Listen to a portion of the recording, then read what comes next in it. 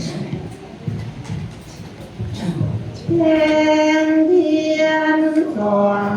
2,000 ปีที่พ่อทูล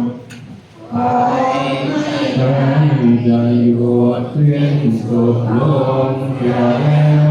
นะพวกเรายังโง่เฮาเอาปัญญาอีกไม่นานเดือนกุมภาพันธ์ทั้งปีแสงเทียนส่อง2,000 ปีที่พ่อทูล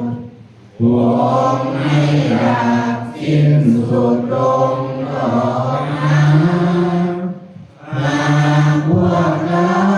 ยังถือศีลภาวนาทั่วโลกาเรียนยังอยู่คู่ทำดีแสงเทียนส่อง2,000 ปีทำดีเกิดตื่นเสียเถิดฟังพระธรรมคำสั่งสอนพระพุทธองค์ท่านตรัสสรรพสิ่งให้แน่นอนพระนิพพานภาวนาว่าพุทโธพุทโธสัพพัญญูระยะโรธัมโมพุทธโล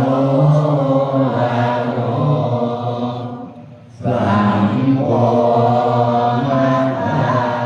นาลาโตจาเยเกนะรัตนาจายาเอ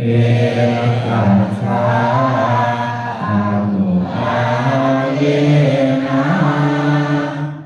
สัพพะโต